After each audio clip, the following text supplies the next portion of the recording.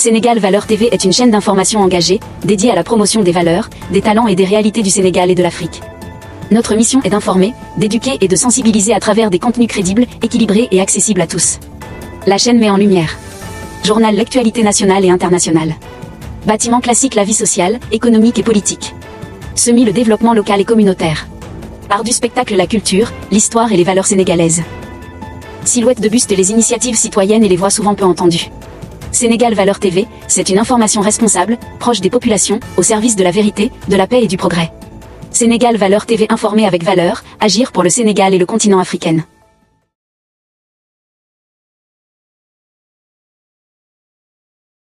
Bonjour mes amis, bonjour les gars, bonjour vous qui tombez sur notre chaîne Sénégal Valeurs TV, SV News TV.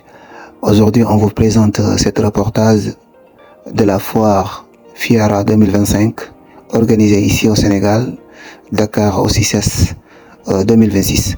Comme vous le voyez, ces images avec ces gardes du palais de la République du Sénégal qui escortaient le président de la République avec son protocole, qui était venu aussi pour rendre visite cette foire très important. On peut dire que c'est une foire internationale parce que pour les expositions, il y en a beaucoup de différents pays qui sont venus, comme les Maliens, les Marocains, les Égyptiens et d'autres pays qui sont venus pour cette foire très important. En tout cas, voilà, représenté ici au Sénégal. Voilà, il y en a beaucoup de différentes expositions, de différents produits, voilà, exposés ici, qui sont très importants. En tout cas, vous pouvez venir, peut-être, vous allez trouver ce que vous cherchez et vous ne le trouvez pas ici au Sénégal, mais peut-être si vous arrivez ici, vous pouvez le voir, ces genres de produits qui sont peut-être très rares ici au Sénégal. Il y en a d'autres pays qui l'ont amené ici pour exposer leurs produits, voilà, qui sont très importants. Ok sama gars ñu ngi leen nuyu di leen ziar di leen jaajëfal bu baax a baax tey Sénégal Valeurs dafa ñëwoon pour présenter leen reportage bi nga xam ne tey reportage bu am solo la bi nga xam ne def nañ ko fële ci CICES ci foire FIARA 2025 nga xam ne dafa ñëwoon pour exposer ci rawatina ci wàllu animal ci wàllu bàyyi may wàllu élevage ak agriculture vraiment muy nekk foire bu am solo boo xam ne gis nañ fa ay différents exposition maanaam produits yi nga xam ne yeneen réew mi nga xam ne ñëw nañ ci foire bi voilà def seen exposition ci ay différents produits yi nga xam ne andi nañ ko ngir jaay ko fii ci foire bi voilà ci édition foire bi nga xam ne tàmbale na depuis voilà depuis 30 mars mu nar a jeex 20 avril CICES fii ci Sénégal. Donc tey Sénégal Valeurs TV lii la leen andiloon comme reportage ñu bàyyi leen ngeen xool ko tey gis ngeen comme ni nga ko gisee nii cortège bi ngeen gis noonu mooy fas yi nga xam ne ñoo nekk fële ci palais de la République du Sénégal doon escorter le président de la République ak cortège am dafa ñëwoon tey ci samedi bi 11 avril 2026 pour def visite am fii ci foire FIARA 2026 bi nga xam ne mu ngi am fii ci CICES bi. Voilà comme ni ñu koy organisé at bu nekk voilà comme ni ñu ko gisee nii ni mbooloo baa ngi nii ndax après cortège président de la République son excellence Bassirou Diomaye Faye ba mu génnee voilà gars yi may ko mu jàll gannaaw loolu gis ngeen comme mbooloo bi nga xam ne tey moo ñëwoon pour def seen i visite ci exposition yi nga xam ne ñenn ñu jugee ci bitim réewum ak sud ñi nga xam ne ñoo nekk au sud du Sénégal mooy comme exemple nga ne Ziguinchor et cetera waa Casamance en général voilà ñëw nañ tamit aussi def seen exposition comme ni nga ko gisee aussi am na ñenn ci ay braves jeunes ay femmes ay jigéen yi nga xam ne def nañ seen exposition andi seen i voilà seen i marchandises comme ni nga ko gisee nii donc mu nekk foire la boo xam ne lu am importance la ci ay différents produits yoo xam ne rawatina produits yi nga xam ne ay transformation la ay transformation locale moo xam ci wàllu fruits naturels yi nga xam ne mooy am ci réew mi voilà après di ngeen ko gis dinaa leen bàyyi aussi tamit lenn ci jàmbaar ñu def seen présentation seen i produits ak yan façon voilà association la wala moo xam ay entreprise la yi nga xam ne dañuy présenter seen i produits yi nga xam ne andi nañ ko pour exposer ko fii ci CICES bi voilà donc les amis on va vous laisser voilà témoigner ou bien regarder l'intervention parmi les jeunes femmes, les braves femmes voilà, qui sont venues pour voilà, présenter leurs produits. Et on va vous laisser voir ou écouter leur intervention et leur voilà, présentation de leurs produits. Et merci beaucoup voilà, de partager cet reportage. Et dites-nous dans les commentaires qu'est-ce que vous pensez, voilà, et les aider aussi. Vraiment, venez nombreux, vous qui habitez ici au Sénégal, venez nombreux pour encourager nos braves dames. Merci beaucoup. À la prochaine. Et écoutez leurs interventions.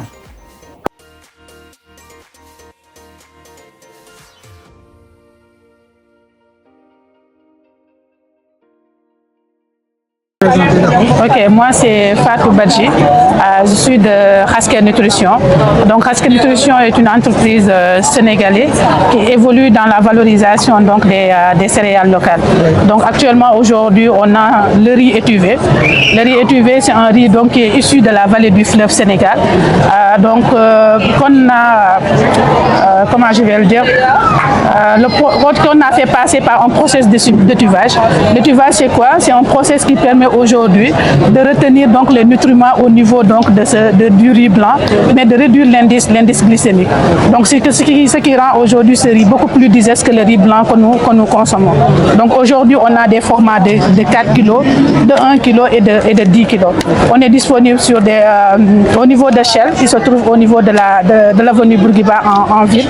On a aussi parallèlement aussi les biscuits que je vais laisser ma collègue Amina vous présenter. Est-ce que c'est votre première édition d'avoir participé à cette fiera? À la fiera, oui, c'est notre première édition de venir au niveau de la fiera. Ouais.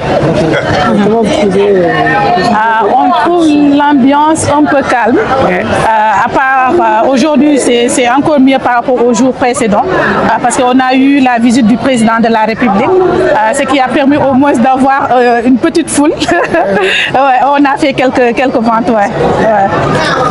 Donc, s'il y a des gens qui veulent en tout cas vous joindre, comment ils vont faire pour nous joindre, ils peuvent appeler sur le 76 623 08 22. Ouais.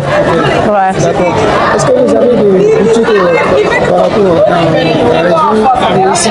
Non, on est actuellement à Dakar, mais nous livrons aussi au niveau des régions. Okay. Si aujourd'hui nous contactent via ce numéro que je viens de vous communiquer, ils peuvent nous joindre. Ouais. Partout à Dakar. On est partout. Ouais. Donc pour la version Wolof, comme je l'ai dit tout à l'heure, donc ceeb bi mooy ceeb bi nga xamantene ceeb bu mbay la. Donc ceeb bi moom la ñu tuddee donc riz étuvé. Boo déggee étuvé mooy ceeb bi nga xamantene dañ ko baxal ba pare. Donc xam nga ceeb bi de base gars dañ koy jëlee ci toor bi rek ñu décortiquer ko. Alors que par exemple au niveau de la coque dafa am ay ferñeent yu ci nekk. Léegi ñun ceeb bi dañ koy togg mooy nu mu jógee noonu avec paille bi ñu togg boobu moom may permettre nutriments yu nekk au niveau de la coque mu dem ci graine bi, mais aussi loolu dafay permettre nga wàññi taux sucre bi par rapport ak ceeb bi nga xamante ne moom la ñuy lekk. Loolu moo tax ceeb bi boo ko lekkee dafay gaaw a reesal. Donc comme ni ma ko waxee tout à l'heure am nañu ay version bi nga xamante ne 4 kilos la, am nañu 1 kilo, mais aussi am nañu 10 kilos. Actuellement ñu ngi liggéey ak waa Shell ñu nga xam ne ñoom ñoo nekk au niveau de la ville, mais aussi dañuy def livraison. Par exemple boo la ñu woowee sur le 623 08 22 mën nañ leen ko livrer. Et aussi on a des biscuits, ma bàyyi Amina mu présenter leen par rapport ak biscuits. Bonjour à tous, comme mon collègue vient de le dire, Fatou, moi je suis Amina, je suis la responsable production de Hasker Nutrition. Elle a si bien présenté l'entité. Donc nous, mis à part le riz, en plus du riz, on a les biscuits, des biscuits conçus à base de mil, maïs et de sorgho, parmi tant d'autres, avec de la noix de cajou et d'autres qu'on a mis dans le packaging. C'est conçu pour favoriser une bonne alimentation chez les enfants surtout. Il y a en plus de ça du fer, c'est enrichi en fer et en vitamines. Donc on l'a mis en format 30 grammes, les sachets, mais après il y a les cartons de 24 qu'on vend. Il y a deux parfums, on a du coco et on a de la banane. C'est en vente. Nous sommes disponibles aussi, comme Fatou l'a dit, le numéro elle l'a parlé. Le siège se trouve à l'école normale, Hasker nutrition. La production se trouve au niveau de Zacba aussi, donc nous sommes accessibles partout au Sénégal. On peut lire. Mon collègue bi waxee Fatou Badji ñun entreprise bu nga xamante ne la dañuy defar ay lépp lu jëm ci wàllu dund xale yi surtout ak dund bu sell comme ceeb mi ko mel ni ceeb bi nga xamante ne y a moins de sucre mais en plus de ça am na ay bonbon yu nga xamante ne defar nañ ko ci anam yu sell d'abord ba pare def ci à base de mil maïs ak sorgho la maanaam dugub beeg mbokk beeg basi bi lañ ko defaree donc loolu noonu yëpp pour favoriser xale bi lekk bu sell mu moytu lekk yi nekk léegi ci marché bi ñëpp xam nañ ko parents yi lu ñuy daw donc ñu moo tax moo waral ñu créer biscuit bi defar nañ ko par sachet lañ ko defaree am na aussi carton pour ko bëgg jëndal njabootam donc ñun am nañ site aussi disponible sur l'internet suñu siège comme ni ma ko waxee mu ngi ci école normale Aske Nutrition le tudd site bi aussi mën nga consulter Aske Nutrition. Alors bonjour, moi c'est Fanta, je travaille pour Yolele West Africa qui est une compagnie sénégalaise mais qui a sa maison mère aux États-Unis. Aujourd'hui je vous présente le fonio qui est une céréale locale qui a été entièrement produit ici au Sénégal, mais nous avons également nos fournisseurs qui se trouvent au Mali et en Guinée. C'est vraiment une céréale qui est produite sur toute la région Sahel et qui est sans gluten, qui est parfait pour les diabétiques et on vous recommande très fortement à le consommer. Ok, après voilà l'intervention de ces braves dames, comme vous l'avez vu et l'avez écouté, et on va vous montrer aussi les expositions voilà de nos mamans, de nos braves dames qui sont dans la transformation des produits locaux. Voilà, c'est la zone sud de la Casamance, donc Ziguinchor, la région de la région de Ziguinchor qui sont venus avec leurs produits, voilà, pour exposer leurs produits, mais malheureusement jusqu'à présent ils n'ont pas encore vu des clients pour venir acheter leurs produits, voilà, leur transformation qu'ils ont fait comme vous l'avez constaté, et voilà, il y en a des différents produits, voilà, en tout cas transformés en d'autres, voilà, en d'autres produits qui sont consommables et voilà, qui sont naturels sans aucun produit chimique. Donc voilà les marchandises de nos braves dames qui sont venues depuis la région de Ziguinchor pour exposer leurs produits. Donc voilà, j'appelle tout le monde pour leur cri de cœur parce qu'elles disent que pendant les 2 années passées, les deux années précédentes, voilà, les choses sont pas encore voilà bien passées. Donc j'appelle tout le monde en tout cas de venir acheter leurs produits, même si qu'il y en a 100 personnes ou bien 1000 personnes qui peuvent passer même acheter un seul produit pour leur encourager, voilà, et voilà, donner de coups de main pour qu'elles avancent dans leur transformation, vraiment dans leur métier. Il faut leur aider et j'appelle tout le monde pour leur cri de cœur. Voilà. Ok sama gars yi kon gis ngeen gannaaw bu ñu jógee ci témoignage yi nga xam ne suñu jàmbaar jigéen yooyu def nañ ko, donc dañuy ñëw présenter leen waa sud bu ñu ko waxee mooy waa Casamance rawatina région Ziguinchor. ñoom tamit ñëw nañ def seen exposition, mais vraiment am nañ tuuti déception par rapport peut-être visite bi nga xam ne le président de la République ñëw na, mais protocole bi malheureusement jaarul la fa président bi pour mu mën a gisante ak ñoom. Vraiment ñu ngi koy joyantu di woo vraiment les autorités aussi tamit ñu jàppale leen. wax nañu aussi tamit manquement de publicité bi nga xam ne jàllul, peut-être ñoom jàpp nañ loolu moo tax clients yi jot ñoo ñëw ci les dernières 2 années yi nga xam ne tey FIARA ñu ngi koy organiser fii ci CICES ren ci 2026.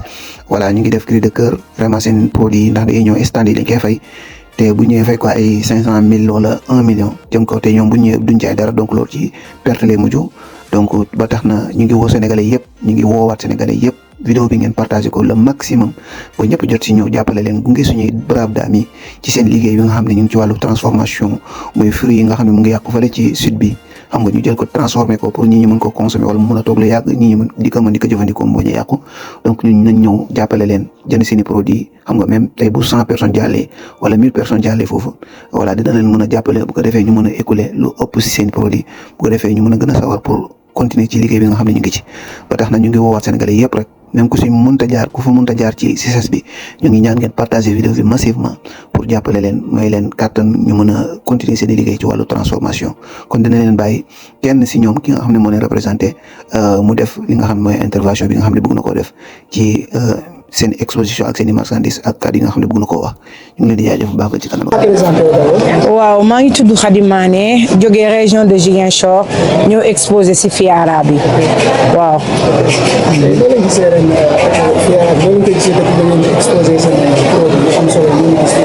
FIARA bi moom ren moom doxul publicité bi jàllul waaw ñu ngi fii presque 2 semaines mënuñu fexe ba jaay gisuñu client ñun entre exposante ñun ñoo nekk ci biir CICES bi xam nga loolu moom dafa rafetul waaw jógee dëkk ba dëkk ñoo indi sa produit war ko jaay gisoo koo koy jaay loolu moom rafetul moom waaw.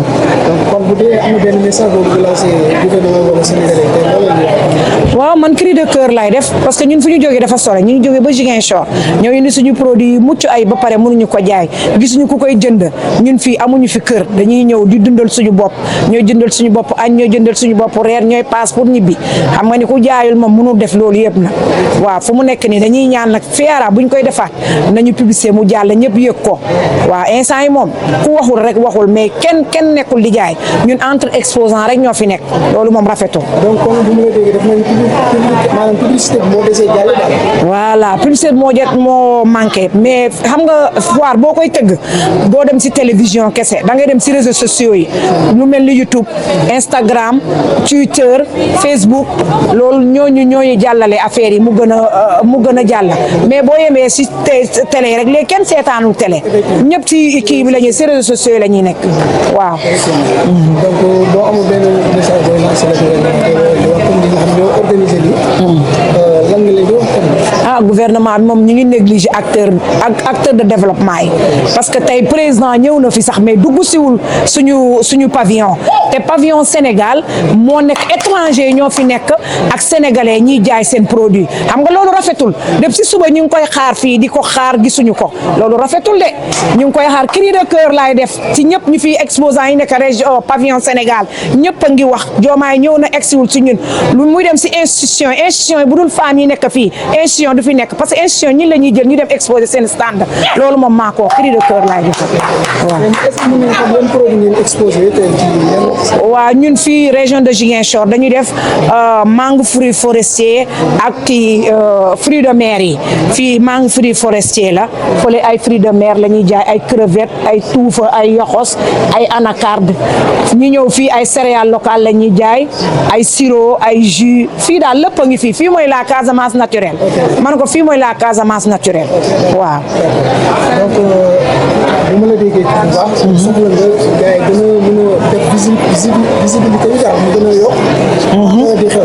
waaw loolu la ñu bëgg de ñun loolu moo tax ñuy ñëw FIARA parce que ñun dañuy produire au niveau de Ziguinchor ñun suñu ñëwee Dakar ci la ñu mën a écouler suñu produit mais su amul publicité amul visibilité moo gën ñu toog Ziguinchor nekk di koccal foofu waa loolu lay wax di gouvernement Sénégal na dafa négligé acteur de développement yi te ñun nag ñoo yor réew mi foo ne développement wax nga jigéen wax nga ndaw wax nga mag waaw.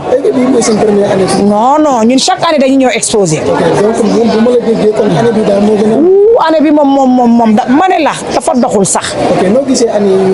année yële tane woon na année yële taw 2 ans yi moom FIARA doxul de daaw ak ren doxul moom wax dëgg fa yàlla publicité bi duy jàll.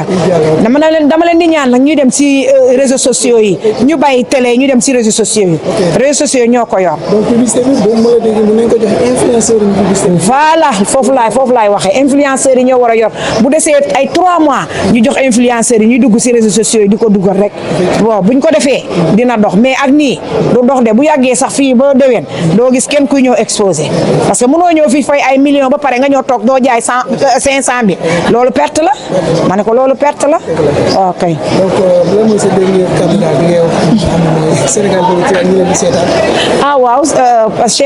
ku leen bëgg a jot aussi nga seen coordonnées yi bu defee produit même bu dul fii aussi tamit bu fekkee ñu ngi Ziguinchor wala bu ñu tukkee dem Ziguinchor bu ñu leen wooyee yan coordonnées ngeen mën a jot. waaw xam nga ñun dañ fi ñëw GIE différent mais boo bëggee jot suñu produit man mun naa joxe sama numéro parce que man dama am ci coopérative bi ma bokk buy def mangue fruit forestier céréales locales léegi soo wootee 77 440 94 72 lépp luy produit Casamance mun nañ la ko livrer via bateau wala via auto. léegi dama bëgg a jaajëfal suñu partenaire bi nga xamante ne moo tax tey bu ñuy wax FIARA bi 2026 bi mooy ETDS ak la LONASE ak ñëpp pépp kuréel bi nga xamante ne mu ngi ci ETDS ñu ngi leen di jaajëfal bu baax yàlla ñu yàgg foofu te wér surtout no coordinateur Pape Tayrou Kanouté ñu ngi koy jaajëfal bu baax région de Ziguinchor a ngi koy jaajëfal bu baax xale ndaw mais ñëpp a ngi koy jaajëfal yàlla na fa yàgg te wér waaw loolu laa am pour wax parce que def na ay jéegoy dëgër pour ñu mën a ñëw FIARA te boo gisee région de Ziguinchor ak si fii yàlla ak Pape Tayrou Kanouté moo tax ñu ñëw fii ñu ngi koy jaajëfal ak doole ak LONASE directeur LONASE bi waaw kay jërëjëf.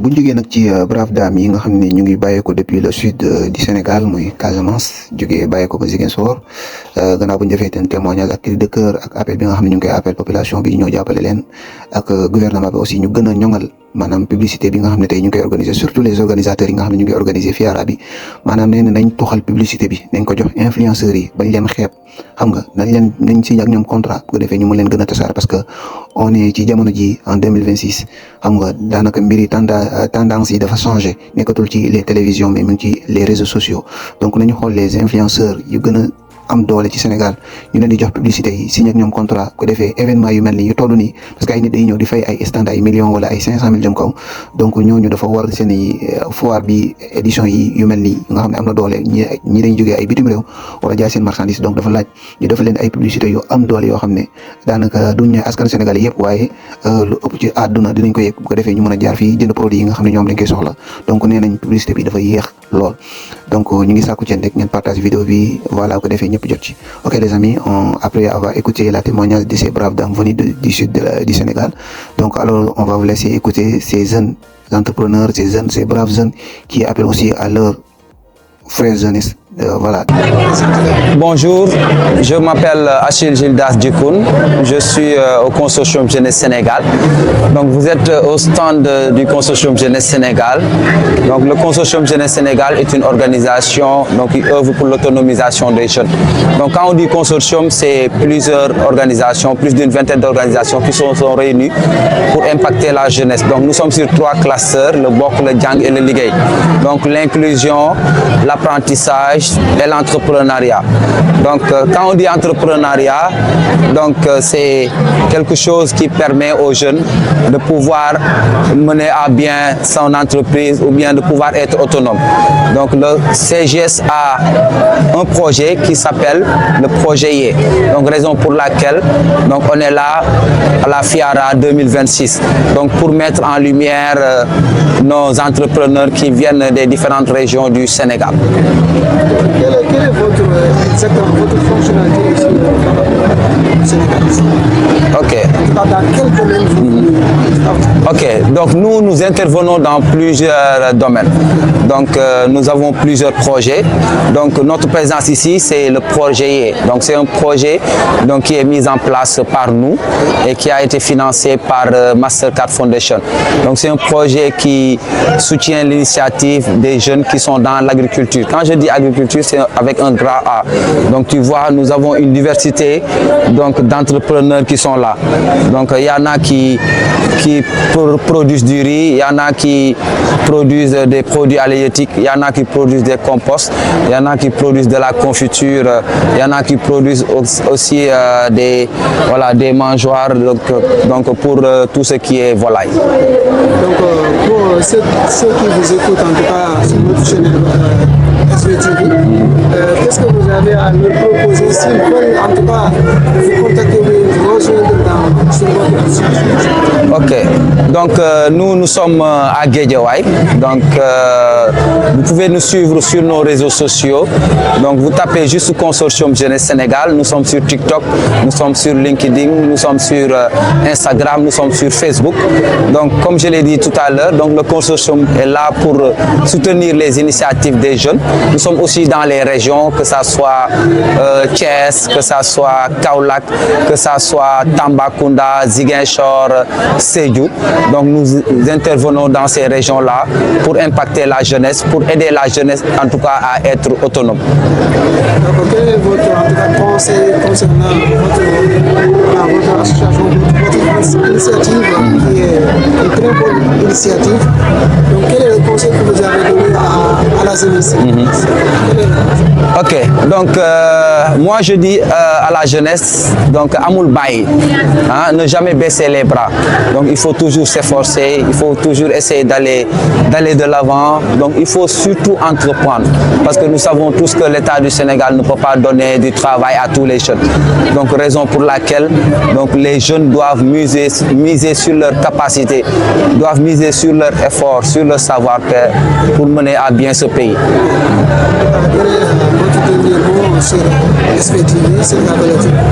Mon dernier mot, bon, je vous remercie d'abord, vous qui êtes venus nous interviewer. Voilà, vous faites un très bon travail parce que vous mettez en lumière les initiatives des jeunes. Donc la FIARA, c'est le rendez-vous des agriculteurs et des éleveurs du Sénégal. Et votre présence est à magnifier parce que vous êtes aussi des travailleurs de l'ombre. Donc vous faites d'excellentes choses pour ces jeunes qui sont là, qui exposent pour vraiment un devenir du Sénégal. Parce que moi, je crois à l'agriculture. Donc l'agriculture peut constituer vraiment un socle économique pour le développement de notre pays. Ok. Man maa ngi tudd Achille Djikoun di liggéeyee ci Consortium Jeunesse Sénégal. Consortium Jeunesse Sénégal doon kuréel bu mag boo xam ne ay association ñoo ko ŋànk ñuy liggéey pour maanaam dooleel jeunes yi pour jàppale leen ngir ñu mën a jëm ci kanam. Ñun nag ñoo ngi ci région yu bëri ñoo ngi Dakar ñoo ngi Kédougou ñoo ngi Ziguinchor ñoo ngi Matam ñoo ngi Sédhiou donc lépp ngir jàppale ndaw yi Sénégal ñu mën a demal seen bopp ñu mën a am ay capacité pour mën a entreprendre tey nag lu ñu indi ci FIARA bi mooy consortium dafa am ay projets yu bëri ci lu muy liggéey comme ni ma ko waxee dañuy liggéey ci engagement citoyen dañuy liggéey ci wàllum développement des jeunes donc lu ñu fi indi tey mooy projet bu ñuy wax yee consortium bi moo ko mettre en place Mastercard moo ko financé tey nag suñu stand baa ngi nii dañuy mettre en lumière suñu 5 jeunes entrepreneurs yoo xam ne dañ leen jëlee ci région bi pour ñu ñëw exposer ci FIARA bi ndax FIARA bi rencontre la boo xam ne agriculteurs yi ak éleveurs yi nekk Sénégal yëpp dañ fiy daje donc ku fi ñëw rek donc am nga potentiel te soo xoolee suñu stand bi am na variété donc entrepreneurs yi ñu jël donc suñu premier champion bi moom ceeb lay exposé donc ceeb boo xam ne Emanaay la ko tuddee Emanaay mooy ceeb en Joola donc Casamance la am suñu beneen champion bi boo xam ne moom tout ce qui est produit halieutique yu jugee Casamance tam moom lay exposé am koo xam ne moom lépp loo xam ne compost la donc moom lay exposé en même temps tam day jaayale ay mangeoire mooy lekkukaay pour wàllum ginaar élevage voilà élevage des poussins am koo xam ne ay confiture madd ak confiture mango donc lay def ko ci pot encastré ko ba mu rafet am koo xam ne tam ay confiture aussi lay def donc voilà ñu doon nag ay entrepreneurs yu am fulla yu am jom donc ñu nekk ci région yi consortium Jeunesse Sénégal dajale leen indi leen fii ci standu yee bi ngir ñu mën a fësal seeni produits.